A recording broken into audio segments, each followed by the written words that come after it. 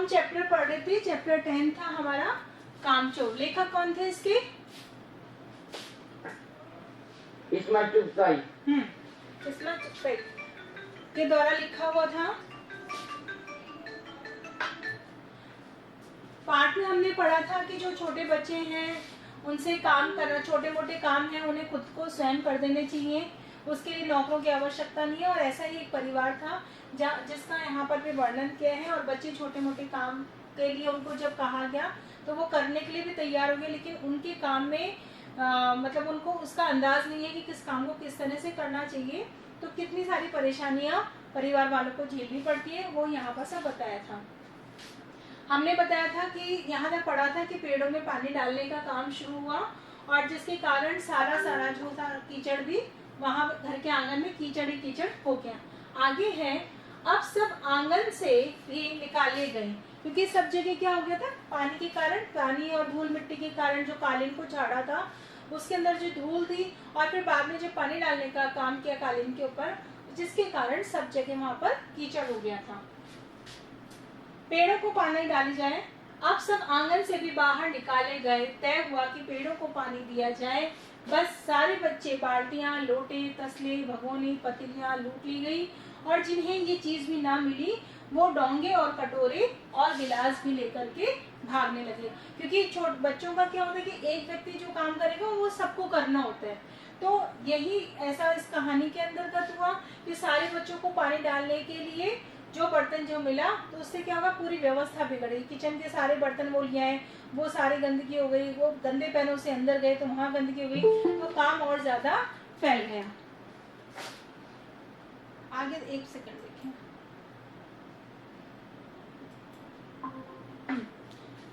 आगे है, अब सब लोग नल पर टूट पड़े।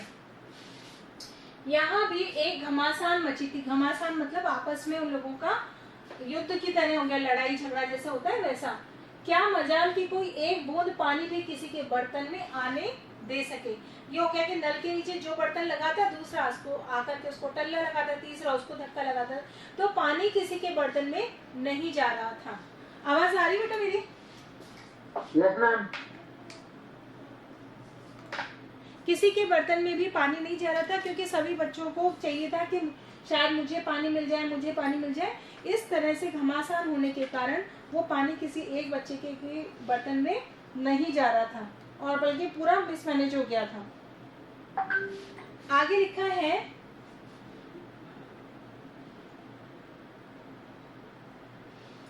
ठूसम ठास किसी बाल्टी या पर पतीला और पतीले पर लोटा और लोटे पे भगोना और डोंगे, यानी एक के ऊपर, जैसे कि आप लोग इसका उदाहरण मैं दे सकती हूँ कि जिस प्रकार से मान लीजिए अपने स्कूल में जब कोई फंक्शन होता है या हम किसी शादी या पार्टी में जाते हैं, तो क्या होता है, कोई काम करना है तो सबको जल्दी होती है, सबको लगता है कि मेरा नंबर 1 आ जाए।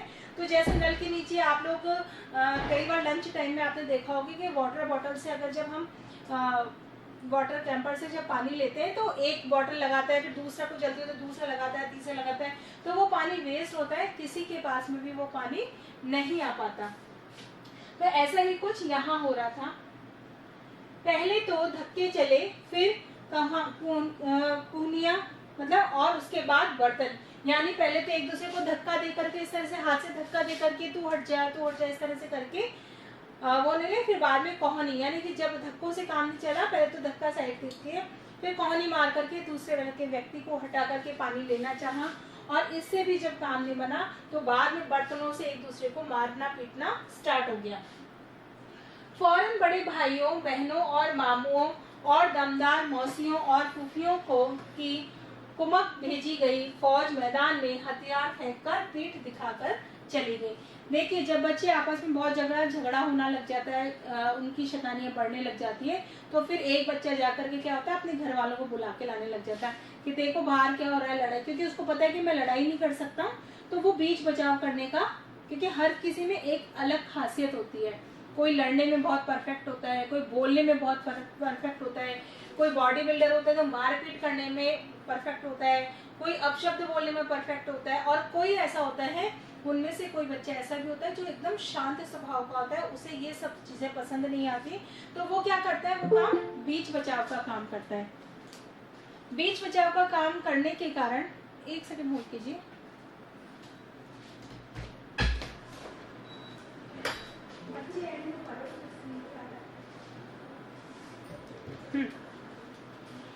तो उस समय वो क्या करते हैं, अपने आप को बचाने के लिए वो क्या करने लग जाते, बीच बचाव करने के लिए वो अपने परिवार के लोगों को वहां पर बुलाते हैं, कि जिससे कि वो परिवार के लोग वहां आकर उन लोगों का जो झगड़ा चल रहा है उसका बीच बचाव करने की कोशिश करते हैं।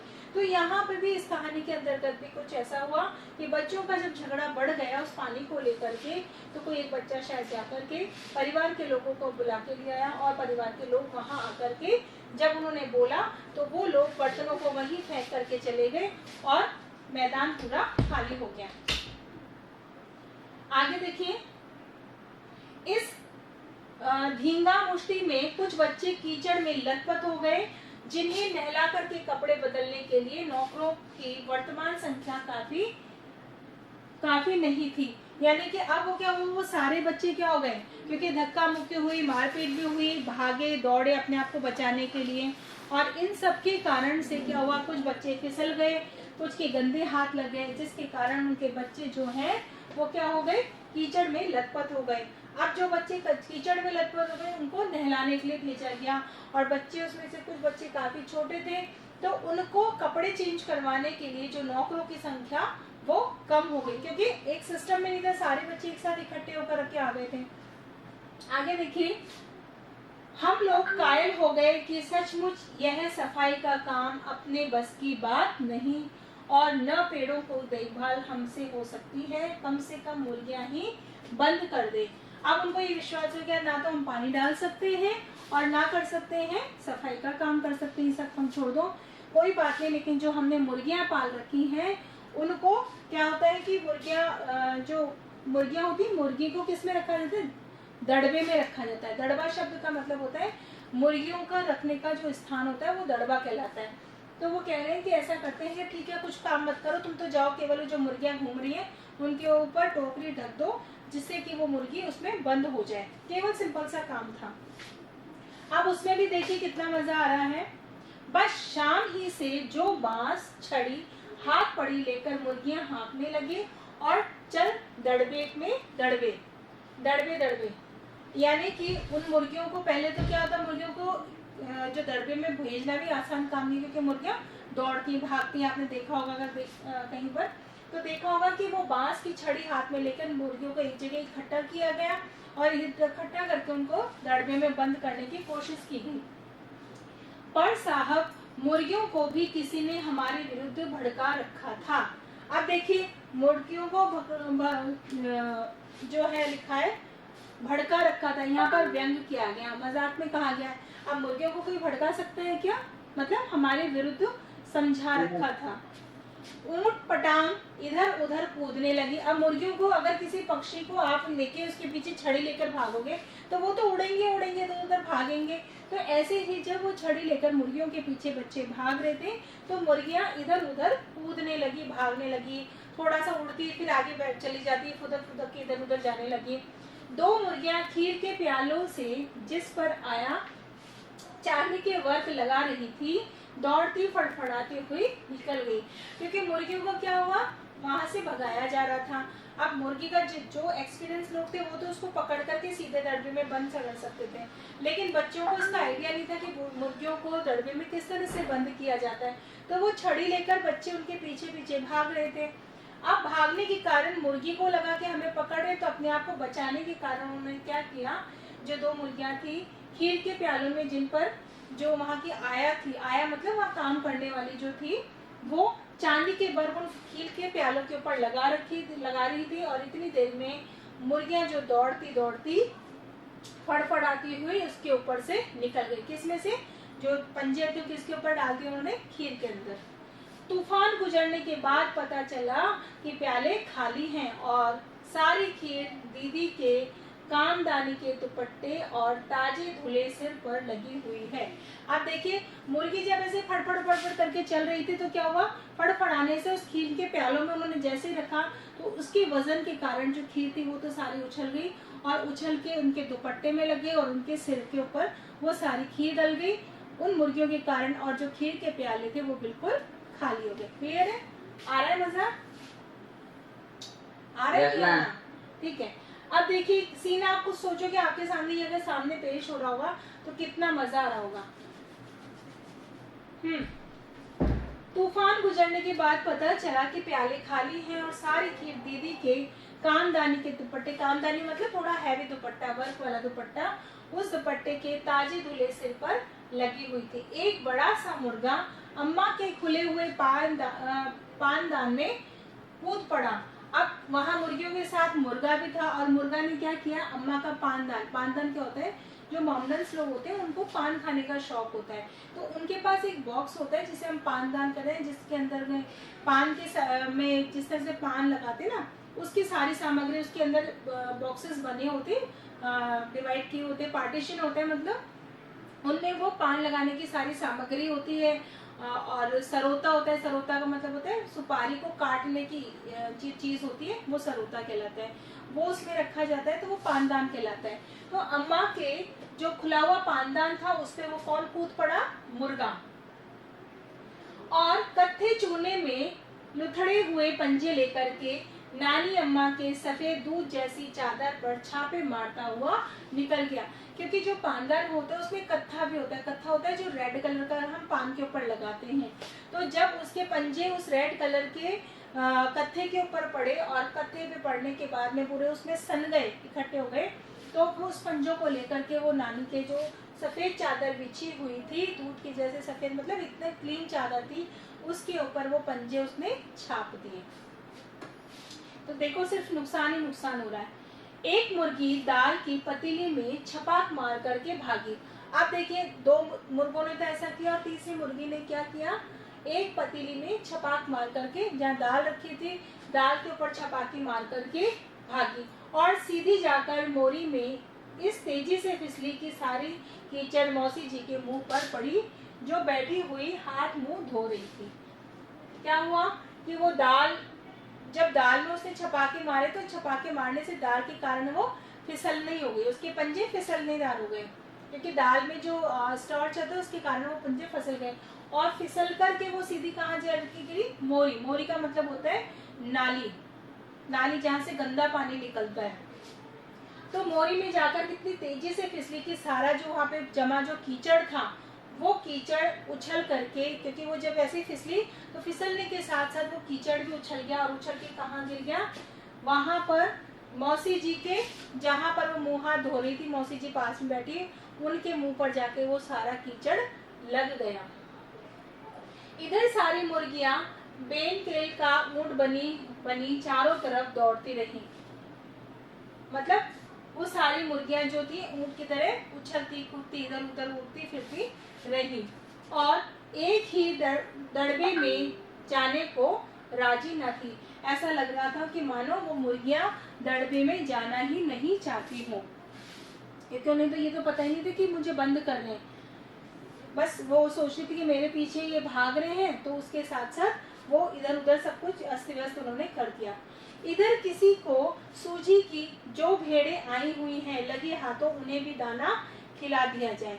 अब देखिए मुर्गी का काम तो यहाँ अस्त व्यस्त हो गया, अब किसी एक के दिमाग में आया कि चलो क्या ऐसा करते हैं कि जो ये भेड़ हैं उन भेड़ों को भी कुछ खाने के लिए दाना दे दिया जाए।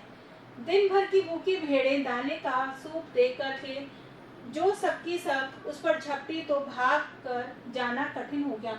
जब बहुत सारी भेड़ें एक साथ थी और उसने देखा कि अरे ये तो खाने का हमारा सामान आ रहा है, तो सारी भेड़ें एक साथ भागने लगी, लस्टम पस्टम तक तो बढ़ चढ़ गई और वो जो भेड़ें हैं उस दाने को खाने के लिए उन्होंने ये देखा नहीं कि कौन सा कहाँ से रास्ता निकलेगा, बस वो खाने की चीज देख करके दौड़ भागने लगी। पर भेड़ चाल मशहूर है, आप बोलते ना कि वो उसकी भेड़ चाल, भेड़ चाल का मतलब होता है कि जो काम एक जना कर रहा है उसकी नकल से ही सारे लोग उसको बिना सोचे काम कर रहे हो, ये कहावत है कि भेड़ चाल है ना, उसकी भेड़ चाल में वो काम कर रहा है। तो भेड़ चाल का मतलब होता है कि पहले वाले ने जो काम किया उसी की नकल की, उसके सही और गलत का तो हमें अनुमान नहीं होता, हम सोचते नहीं है, और उसके अलावा उस काम को हम करते हुए चलते जाएं। उनकी नजर तो बस दाने के सूप पर जमी थी, भेड़ों का काम था केवल हमें जो चारा खाने के लिए जो दाने मिलने वाले हैं उस तक हमको किस प्रकार से पहुंचना है। उसके लिए रास्ते में कुछ भी चीज थी उस सबको लांघते हुए वो भाग गई, और एक भेड़ भागी तो उसके पीछे पीछे सारी भागे तो मतलब भेड़े भी भागने लगी। पलंगों को फलांगती, बर्तन को लुढ़काती और साथ साथ चढ़ गई। यहाँ आसपास जो आंगन में पलंग बिछे हुए थे, बर्तन फैले हुए थे, उन्हीं को भी पार करती हुई वो तो चली गई। तख्त पर बनी दीदी का दुपट्टा फैला हुआ था जिस पर गोखरी, चंपा और सलमा सितारे रखकर बड़ी दीदी मुगरानी बुआ को कुछ बता रही थी। देखिए जो यहाँ पर जो वर्णन किया गया मोमडन का, वहाँ पे क्या होता है कि एक बहुत बड़ा मतलब जो मकान होता है उसमें जॉइंट फैमिली में ज़्यादातर लोग रहना पसंद करते हैं। उसमें मौसी, बुआ, चाची, ताई सब एक ही बड़े से उसमें रहते हैं, और सारे परिवार के लोग जो छोटे मोटे काम है वो घर के काम खुद वहीं साथ में बैठ के करते हैं। तो वहाँ पर उस दुपट्टे के ऊपर सलमा सितारे वगैरह रख रखे थे कि भाई कुछ दुपट्टे पे कुछ वर्क कर रहे थे जिसपे तारे वारे जैसे साड़ियों पे वर्किंग होती है ना, तो ऐसे कुछ सिलाई विलाई का काम हो रहा होगा तारे वारे का, तो वहाँ पे रखा हुआ था। और रखे हुए तारों को साथ में बड़ी दीदी मुगलानी बुआ से कुछ चीज किसी पर डिस्कस कर रही थी, विचार विमर्श कर रहे थे। भेड़े बहुत ही निसंकोच सबको रौंदती मेंगनों का छिड़काव करते हुए दौड़ गई। अब भेड़ों ने क्या किया कि उन्होंने निसंकोच मतलब बिना किसी संकोच के, बिना कुछ संकोच को लिए वो तो बस दौड़ती रही, और साथ में क्या मिंगने, मिंगने का मतलब होता है जैसे कि गाय का गोबर हो गया तो वैसे ही उसको क्या बोलते हैं, भेड़ों के मिंगनी बोलते हैं। तो उसका छिड़काव करती हुई दौड़ती हुई वहां से भाग गई। हो गया? Yes, ma'am. चलिए ठीक है, आगे का यहाँ से जब तूफान गुजर चुका यहाँ से हम कल करेंगे। Clear? Okay ma'am. Yes, ma'am. Okay bye ma'am. बेटा, हैव ए नाइस डे बेटा।